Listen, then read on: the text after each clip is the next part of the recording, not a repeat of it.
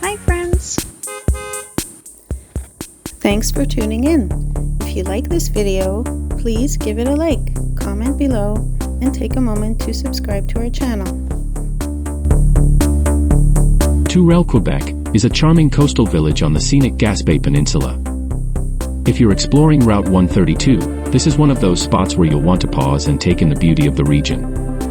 Tourelle is known for its peaceful atmosphere and stunning views of the St. Lawrence River.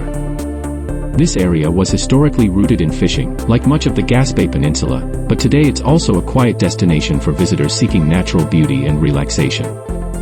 The name Tourelle, which translates to turret, refers to the area's picturesque lookout points. Tourelle is a great base for adventures like sea kayaking, fishing, or simply walking along the scenic coastal paths. This is one of the best places to relax and appreciate the natural beauty of Quebec. Thank you for joining us in discovering the beauty of Tourelle, Quebec.